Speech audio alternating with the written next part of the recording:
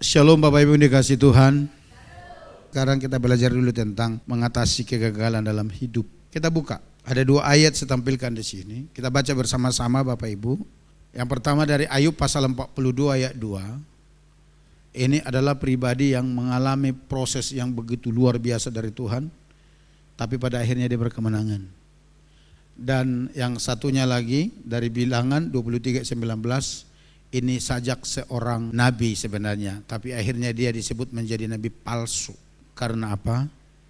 Karena dia terpengaruh oleh hal-hal dunia yang menggiurkan sehingga dia memelintir kebenaran Allah. Tapi waktu dia menyampaikan ini sebuah sajak yang disampaikan, yang benar-benar diterima dari Tuhan. Nanti baca kisahnya di kitab Bilangan tentang Bileam ini yang menyampaikan pesannya. Kita baca dari Ayub 42, 1, 2, 3 ya. Aku tahu bahwa engkau sanggup melakukan segala sesuatu dan tidak ada rencanamu yang gagal. Ini pernyataan Ayub. Nanti saya jelasin ya. Kita baca yang kedua 1, 2, 3 ya. Allah bukanlah manusia sehingga ia berdusta, bukan anak manusia sehingga ia menyesal. Masakan ia berfirman dan tidak melakukannya, atau berbicara dan tidak menepatinya? Artinya begini, ketika Tuhan berfirman, ketika Tuhan menyampaikan firman, mengeluarkan firman dari mulutnya, kemudian dicatat itu menjadi firman Allah bagi kita yang bisa kita baca, Allah serius mau melakukannya. Sehingga keluar pernyataan itu, dikatakan Allah bukanlah manusia sehingga ia berdusta. Manusia itu kecenderungan hatinya itu bohong karena dosa. Dikatakan bukan anak manusia sehingga ia menyesal. Kalau kita menjanjikan sesuatu kadang-kadang kita menyesal, tapi Tuhan enggak. Kalau di dalam Yesaya dikatakan firman yang keluar dari mulut Allah itu tidak akan kembali dengan sia-sia kepadanya, tapi firman itu akan melakukan sesuatu seperti yang Allah inginkan waktu dia firmankan. Yesaya 55 berkata begitu. Masakan dia berfirman dan tidak melakukannya, atau berbicara dan tidak menepatinya? Artinya Bapak Ibu, apa yang Tuhan sampaikan itu bukan PHP. Dia tidak sedang ngeprank kita, enggak. Tapi dia serius ketika dia sampaikan itu dari pihak Tuhan, benar-benar serius mau melakukannya dalam kehidupan kita. Sehingga Ayub berkata, tidak ada rencanamu yang gagal. Saudara dan saya bisa gagal mengalami janji Tuhan, tapi apa yang Tuhan rencanakan tidak pernah bisa gagal. Kalau janji itu gagal di kita, dia akan kerjakan di orang lain. Itu maksudnya. Paham saudara? Tuhan gak pernah gagal. Yang bikin rencana Tuhan yang indah, yang baik, yang bagus, masa depan penuh harapan, saudara hidupnya lebih baik, itu adalah kita sendiri. Kita yang bikin itu gagal terjadi dalam kehidupan kita. Oleh karenanya kita mau belajar pada saat ini. Next. Semua orang pasti ingin meraih keberhasilan dalam hidupnya. Yang setuju katakan amin. Siapa yang di sini berencana untuk gagal ada? Oh enggak, saya enggak mau. Saya mau gagal aja gitu, ada? Saya percaya kita semua ingin berhasil dalam kehidupan kita. Amin. Tapi perhatikan, tidak ada seorang pun di dunia ini yang ingin mengalami kegagalan. Enggak ada. Tetapi pada kenyataannya dalam kehidupan sehari-hari kita menemukan fakta bahwa untuk mencapai kesuksesan sering kali kita harus melewati bermacam-macam kegagalan. Ini proses. Itu ujian. Kadang-kadang Tuhan izinkan itu terjadi untuk membawa kita naik lebih tinggi. Kalau kita lulus proses itu, kalau kita lulus menjalani proses dari Tuhan itu. Tapi ada kadang-kadang orang gagal, benar-benar gagal total, gatot. Karena apa? Enggak lulus di dalam proses itu. Nah, salah satu contoh kita lihat ini, seorang tokoh yang sangat legend ini, sangat terkenal, Thomas Alva Edison. Apa yang terjadi dengan kehidupan orang ini? Next. Menurut beberapa sumber, sebelum maksudnya Thomas Alva Edison berhasil menemukan lampu pijar yang kita pakai sekarang itu, yang merupakan salah satu penemuan terbesarnya, alkalin baterai juga dia yang menemukan. Ia pernah mengalami kegagalan dalam eksperimen sebanyak 999 kali. Berapa kali Bapak Ibu? Berapa kali dia pernah gagal? 999 kali. Baru pada percobaan yang ke-1000 kali, dia berhasil secara sukses menciptakan lampu pijar yang benar-benar menyala dengan terang dan kita menikmati sekarang. Dikali yang ke-1000. Bapak Ibu berapa kali gagal? Berapa kali sudah gagal, akhirnya menyerah, nggak mau lakukan apa-apa lagi? Saya mau tanya, pernah gagal? Pernah gagal? Hui, tolong jujur, pernah gagal? Berapa kali? Thomas Alva Edison 999 kali. Next. Dalam kehidupan ini kesuksesan kita seringkali sangat tergantung dari bagaimana sikap kita menghadapi kegagalan. Kita tadi sepakat ya, semua kita pernah gagal. Semua manusia pernah gagal. Tapi sikap kita menghadapi kegagalan itu akan menentukan apakah kita akan berhasil atau tidak. Apakah kita akan next level atau semakin terpuruk. Karena itu untuk dapat mengatasi kegagalan dengan baik, kita perlu memiliki perspektif yang benar tentang kegagalan. Sebagai anak Tuhan, hari ini kita akan melihat apa yang harus kita lakukan untuk dapat mengatasi kegagalan dengan baik. Jadi kita mau belajar. Sekali lagi saya percaya kita semua pernah gagal. Tapi Tuhan mau kita tidak terpuruk di sana. Tuhan mau kita bangkit. Karena bisa saja kegagalan yang kita alami itu hanya sebuah proses saja untuk mematangkan kita dan membawa kita naik lebih tinggi. Yang pertama, miliki pikiran yang tetap optimis. Di dalam Filipi 4 ayat 8 berkata begini, jadi akhirnya saudara-saudara, semua yang benar, semua yang mulia, semua yang adil, semua yang suci, semua yang manis, semua yang sedap didengar, semua yang disebut kebajikan dan patut dipuji, pikirkanlah semuanya itu. Artinya hal-hal yang tidak penting, hal-hal yang menciutkan semangat saudara, enggak usah taruh dalam pikiran saudara. Enggak usah masukin di dalam hati, karena itu bisa meracuni pikiran dan hati kita. Itu bisa mencemarkan pikiran hati kita, itu bisa menciutkan semangat kita. Oleh karenanya firman Tuhan berkata, ini pikirkan ini, hal-hal positif ini dalam kehidupan saudara. Ketika kita memikirkan itu, nanti rasa optimis kita muncul di dalam Tuhan. Kepercayaan diri kita muncul di dalam Tuhan. Next. Ketika mengalami kegagalan, orang yang pesimis cenderung menjadi patah semangat. Ia akan memandang kegagalan sebagai akhir dari segalanya. Kalau orang pesimis. Kalau orang yang suka menaruh pikiran negatif, kegagalan dalam pikiran, dalam hatinya. Yang suka memandang hal itu sebagai akhir dari semua kehidupan. Sehingga dia tidak bergerak maju, tidak melakukan sesuatu, tapi dia meratapi nasib. Namun orang yang optimis akan memandang kegagalan dari sudut pandang yang berbeda. Ia akan memandang kegagalan sebagai sukses yang tertunda. Itu kalau orang optimis. Itu kalau orang menaruh firman dalam pemikirannya yang dikatakan segala yang baik, segala yang manis, segala yang sedap dengar. Pikirkan semuanya itu. Karena itu akan memunculkan keyakinan atau rasa optimis di dalam hati kita. Next. Jika ada gelas yang terisi air setengah, maka orang yang pesimis akan melihat volume air dalam gelas itu kurang dari setengahnya. Saya ambil contoh saudara ya. Ini bekas minum saya, sengaja saya bawa ke sini. Kalau orang pesimis melihat ini, jangan berkata begini, mana cukup itu, airnya nggak sampai setengah gelas.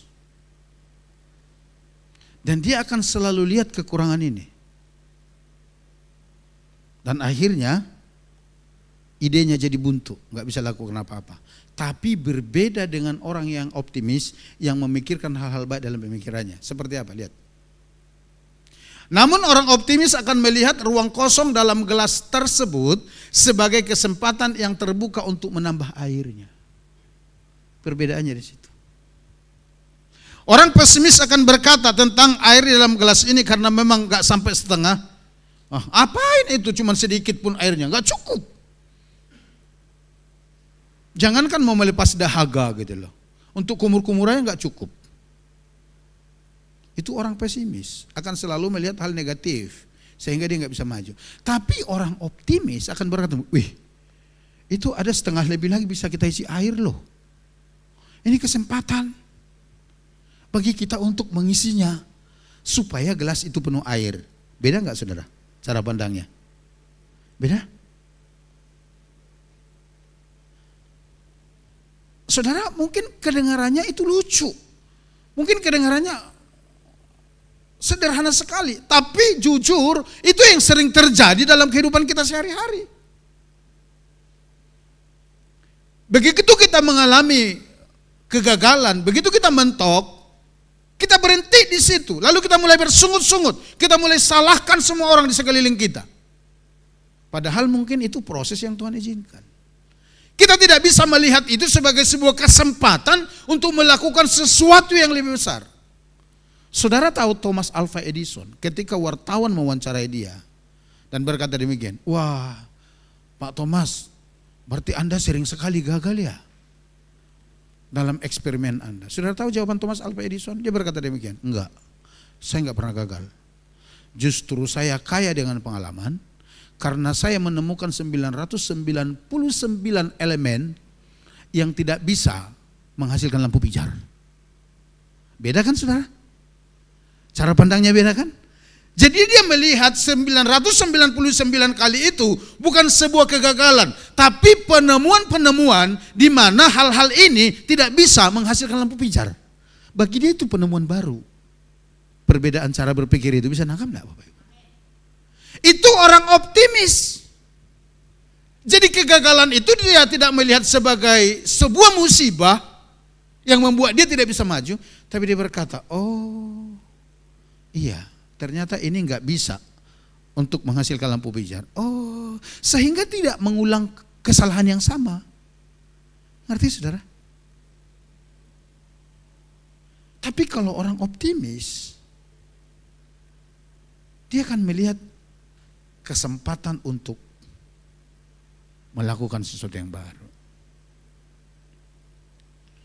Saya punya seorang teman hamba Tuhan yang sudah almarhum di Kalimantan Barat. Suatu waktu kami berbincang-bincang, lalu beliau membuat perbandingan antara dua suku saudara. Dia katakan demikian, suku A pemalas, suku B pekerja keras. Lalu dikatakan begini, waktu suku A melihat gunung batu, dia pulang. Dia bilang begini, apa yang bisa dikelola dari gunung batu ini? Semua batu, mau tanam apa di situ? Apa yang bisa tumbuh di situ? Enggak ada. Sehingga dia pulang. Dan tidak menghasilkan apa-apa. Kerjanya jadi mengemis, minta-minta sana sini. Ya karena memang kenyataannya begitu. Apa yang bisa ditanam di gunung batu? Kan ada yang bisa saudara. Tapi ketika suku B datang pekerja keras, begitu dilihat batu yang sama, dia berkata, wih ini mah harta karun, ini berkat ini. Saya akan kelola ini menjadi sesuatu yang sangat menjanjikan. Saudara tahu? Dia pulang, diambil martil pemukul batu sama linggis. Dia pergi ke sana, pelan-pelan mulai disiram lalu tak tok tak tok tak tok. Gunung batu itu perlahan bisa dipecah kecil-kecil sehingga hasilnya dijual bertrak-trak kaya raya dia dari sana. Lihat, sumber yang sama dikelola dua orang yang berbeda. Satu pulang dengan merengut dan tetap miskin jadi pengemis, tapi satu diberkati Tuhan luar biasa. Karena apa? Pola pikir, cara pandang kita. Kita melihat batu sebagai masalah, tapi yang di sana melihat batu berkat yang sedang bertumpuk. Saudara melihatnya dari sudut pandang mana? Tuhan mengajari kita, saudara, bagaimana mengatasi kegagalan-kegagalan yang pernah kita alami. Tuhan katakan, miliki pikiran yang optimis dalam pikiran kita. Semua orang pernah gagal, tapi orang memiliki pikiran optimis, dia pasti mencapai kemaksimalannya di dalam Tuhan. Amin. Next. Pandangan orang pesimis akan terfokus pada masalah, kesulitan, dan rintangan yang menghadang. Namun orang yang optimis akan melihat peluang di balik masalah dan kesempatan untuk terus maju meraih kemaksimalan. Oleh karenanya saya mau katakan, berhenti mengasihani diri sendiri. Berhenti menyalahkan orang. Berhenti bersungut-sungut. Tapi mulai ubah paradigma kita dengan pikiran kerjaan Allah. Amin. Next. Yang kedua, belajar dari kegagalan. Di dalam Roma pasal 8:28 dikatakan demikian, kita tahu sekarang bahwa Allah turut bekerja dalam segala sesuatu untuk mendatangkan kebaikan bagi mereka yang mengasihi Dia, yaitu bagi mereka yang terpanggil sesuai dengan rencana Allah. Firman Tuhan berkata, Tuhan turut bekerja di dalam segala sesuatu untuk mendatangkan kebaikan.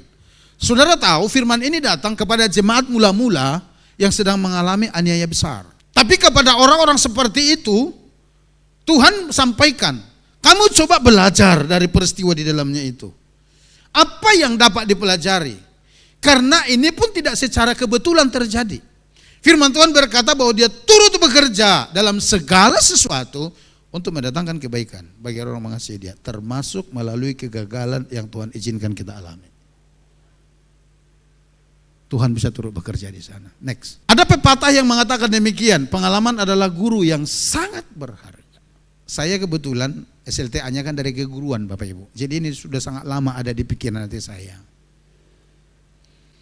Pengalaman adalah guru yang sangat berharga. Ini enggak kita temukan di bangku sekolah. Ini kita tidak temukan di ruang kuliah, enggak. Karena ini berbicara pengalaman. Ini kita temukan di lapangan, di dalam pekerjaan kita sehari-hari.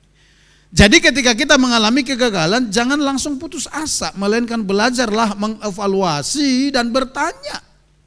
Pertanyaannya apa ini? Pelajaran apa yang dapat saya petik dari pengalaman ini? Ketika saudara diizinkan Tuhan gagal, coba belajar dari situ. Coba tanyakan kepada diri kita dan kepada Tuhan, ini pelajaran apa yang dapat saya petik dari pengalaman ini? Jadikan pengalaman itu menjadi guru dan sumber inspirasi yang sangat berharga dalam kehidupan kita. Tujuannya apa? Supaya kita tidak mengulangi hal yang sama di dalamnya. Tapi kita berubah. Karena kita tahu itu salah. Pelajari apa faktornya kita bisa gagal. Pelajari. Kemudian jujur pada diri sendiri dan berani mengakui. Akui. Oh iya, saya telah melakukan kesalahan ini. Saya telah melakukan ini. Jika memang ada kesalahan yang kita lakukan harus diperbaiki. Dan jangan diulangi kesalahan yang sama. Percaya bahwa selalu ada kebaikan di balik peristiwa yang terjadi karena Allah turut bekerja di dalamnya untuk mendatangkan kebaikan bagi orang yang mengasihi Dia. Kalau karena saudara tidak bisa memanage keuangan saudara, lalu saudara berkekurangan, bertobat. Halo? Ngerti saudara? Coba lihat kiri kanannya dulu.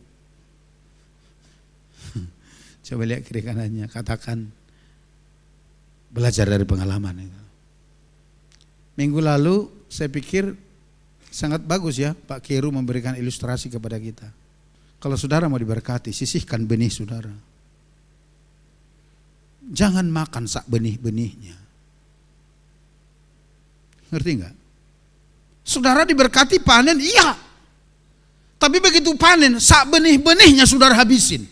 Loh, apa yang saudara tabur untuk panen berikutnya? Apa yang akan tuai di hari kemudian kalau saudara tidak menabur benihnya? Belajar dari situ. Kalau saudara tidak memiliki tabungan hanya karena saudara terlalu boros terhadap hal-hal yang tidak terlalu penting, belajar dari situ. Artinya begini, bukan saudara tidak diberkati Tuhan, saudara yang tidak bisa mengelolanya dengan baik. Ngerti enggak? Jangan salahkan Tuhan. Jangan salahkan siapa-siapa.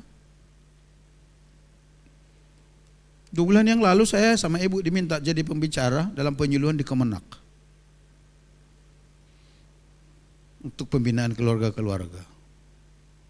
Saya tidak tahu di sini, apa masih ada yang merokok enggak? Tapi kalau enggak ada, puji Tuhan. Tapi kalau ada keluarga kita, tolong sampaikan ini. Sering sekali kita temukan di lapangan, begitu anaknya mau kuliah, orang tuanya sibuk jual tanah, jual sawah, jual ladang, jual kebun, jual segalanya. Iya kan? Betul enggak Ibu? Kalau betul enggak? Kenyataan di lapangan betul enggak seperti itu? Tiba-tiba bawa SKT tanah, tolonglah Pak, anak saya mau sekolah. Bawa surat tanah, tolonglah Pak, anak saya mau sekolah. Kalau saudara aja bisa memanage dan belajar dari kegagalan, memanage keuangan saudara, gak perlu itu terjadi. Halo, yang tahu harga aja ya. Kalau tahu harga bukan berarti dia perokok. LE sekarang berapa satu bungkus? Hampir 40 ribu ya. Kita sepakat deh supaya enak menghitungnya. 30 ribu satu bungkus. Perokok itu biasanya satu bungkus satu hari. Betul ya? Kalau satu bungkus satu hari 30 ribu, kali satu bulan berapa? 900 ribu satu bulan. Kali satu tahun 10.800.000. Betul enggak? Anak mau sekolah usia 18 tahun. Coba kalikan 10.800.000 kali 18 tahun. Ayo, siapa yang bisa kalikan? Itu hampir 200 juta loh Bapak Ibu. Ngerti enggak? Saya sampaikan di Kemenak. Yang masih merokok, istrinya dengar tuh. Kalau para perokok bisa mendisiplin diri untuk tidak merokok, uang rokoknya ditabung sejak anaknya lahir, dia nggak perlu ngutang di CU. Nggak perlu jual tanah. Hampir 200 juta itu hanya hasil rokok yang ditabung. Ngerti nggak saudara? Jadi nggak perlu ngemis sana sini. Begitu tetangga bilang, aduh mohon maaf pakai ini, sakit hati. Baru gak minjam segitu nggak dikasih. Baru minjam segitu, lu nggak punya. Ngerti nggak saudara? Coba belajar memanage keuangan kita. Coba belajar dari kegagalan-kegagalan itu. Apa sih yang membuat kita gagal? Apa sih yang membuat kita nggak diberkati? Apa sih yang buat pundi-pundi kita itu seolah-olah bocor terus? Apa iya kehendak Tuhan? Begitu saudara diberkati, tiba-tiba pergi ke rumah sakit, yang istri sakit lah, anak sakit lah, apa sakit. Apa betul itu kehendak Tuhan? Coba tanya Tuhan. Jangan ada kesalahan di dalam mengelolanya. Loh, 2 minggu lalu kita kan belajar. Orang yang tidak mau memperhatikan rumah Tuhan itu, dia bekerja mati-matian, dapat upah, bawa pulang, tapi ditaruh di pundi-pundi yang bolong. Itu kan kiasan Bapak Ibu. Artinya begini, enggak benar-benar orang itu udah tahu pundi-pundi bolong lalu dimasukin, itu bodoh namanya. Tapi maksudnya itu begini, orang ini enggak sadar bahwa pundi-pundi itu bolong. Dia kerja mati-matian mau nabung, tahu-taunya ngacir ke sana, ngucur ke sana, enggak bisa tersimpan. Oleh karena apa? Kalau Bapak Ibu baca Alkitab, oleh karena 2 hal. 1, persepuluhanmu enggak beres, yang kedua, engkau tidak memperhatikan rumah Tuhan. Coba cek. Untuk kepentinganmu sehari-hari, untuk hahehehemu, kau bisa mati-matian habis-habisan. Tapi untuk pekerjaan Tuhan, engkau begitu perhitungan. Coba cek, jangan-jangan ada di sana persoalannya. Dan kalau itu terjadi, karena itu akui di hadapan Tuhan. dan bertobat, jangan ulang itu.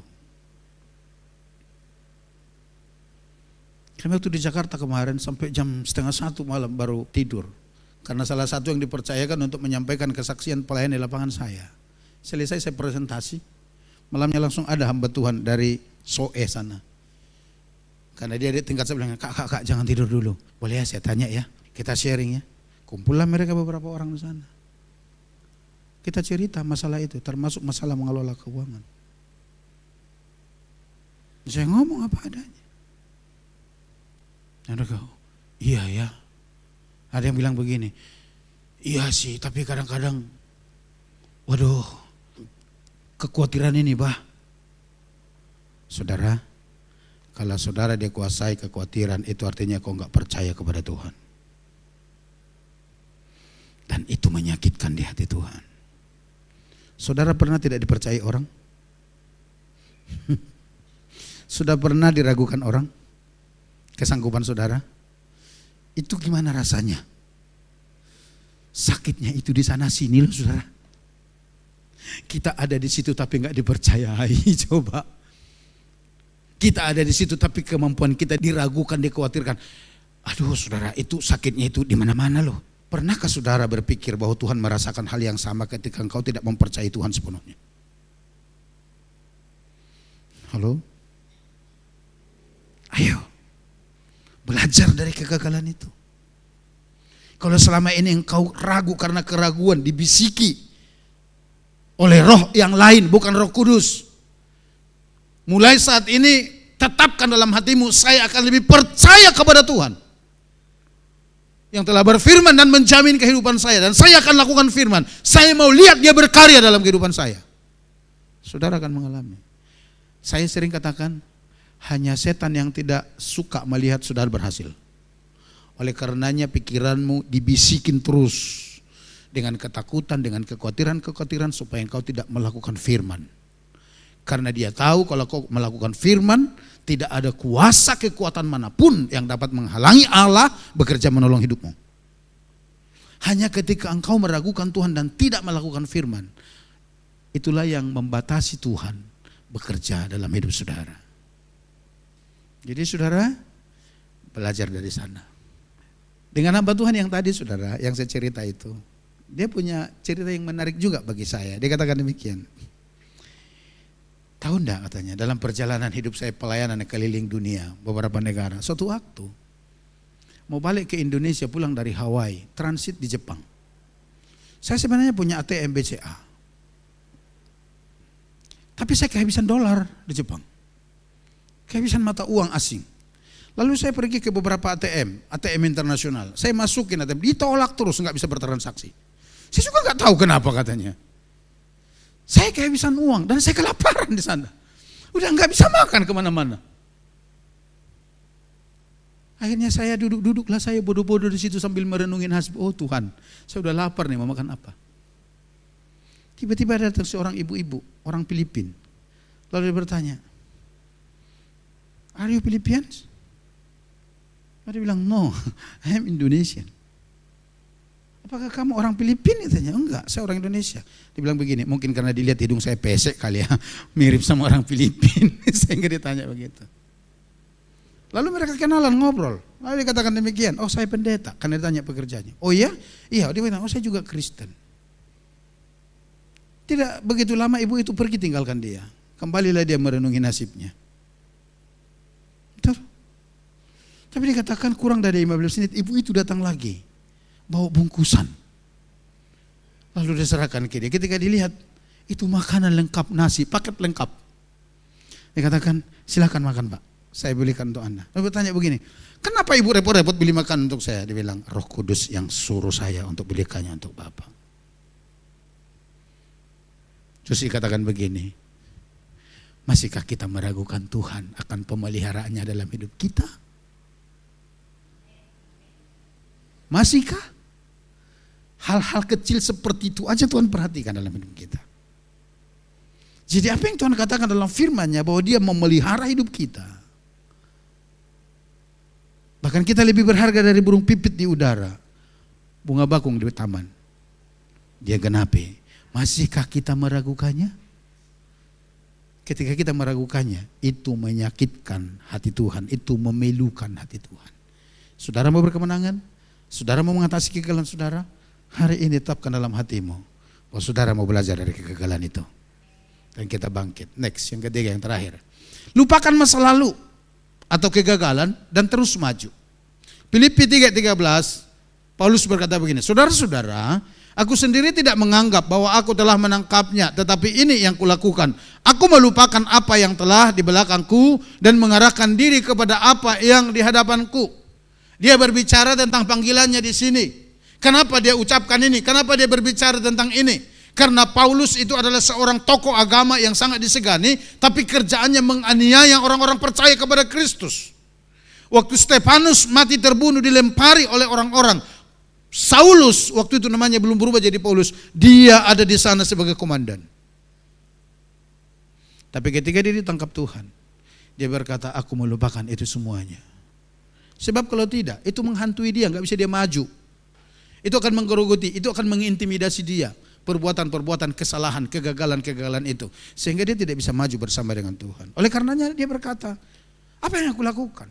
Aku melupakan itu, masa lalu itu. Aku melupakan kegagalan itu. Iya, waktu itu saya menjadi gangsternya, iya. Tapi sekarang enggak. Dan yang aku lakukan membangun kehidupan dari yang sekarang ini terus ke depan. Next. Jangan terus-menerus hidup dengan mengasihani diri sendiri. Lupakan masa lalu yang negatif yang membuat kita terpuruk. Apa yang membuat saudara gagal bahkan merasa terpuruk? Jangan terus terikat di situ. Jangan terus terintimidasi. Dikit-dikit lihat kegagalan sehingga kita tidak berani melangkah ke depan. Firman Tuhan katakan, lupakan itu. Ayo, mari sama-sama kita akan coba katakan kiri kanan, lupakan kegagalanmu itu.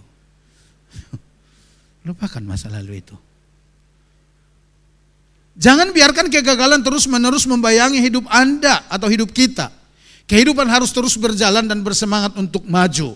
Tataplah masa depan dengan keyakinan bahwa Tuhan pasti menolong dan menyertai setiap langkah hidup kita yang percaya, katakan amin. Next. Berdoalah kepada Tuhan Yesus dan tetap lakukan bagian dan tanggung jawab kita. Andalkan Tuhan dalam setiap langkah kehidupan kita, sebab bersama Yesus kita pasti dapat melakukan perkara yang besar. Bangkitlah dan majulah bersama dengan Tuhan. Saudara akan memperoleh kemenangan. Saudara akan bangkit dari kegagalan. Saudara akan bisa mengatasi kegagalan itu. Sekali lagi, tadi kita di awal sudah sepakat bahwa semua kita pernah gagal. Tapi tidak kegagalan itu membuat kita terpuruk jadi tidak bisa maju. Tuhan memberikan kesempatan kedua, second chance bagi kita. Oleh karena saya mau katakan sekali lagi, miliki pikiran yang optimis dalam Tuhan. Saudara, yang kedua, belajar dari kegagalan saudara, jangan lakukan hal yang sama. Yang ketiga, ayo saudara, lupakan itu dan pandang masa depanmu bersama dengan Tuhan. Amsal berkata, sungguh masa depan itu ada bagi kita. Yang ada percaya katakan amin.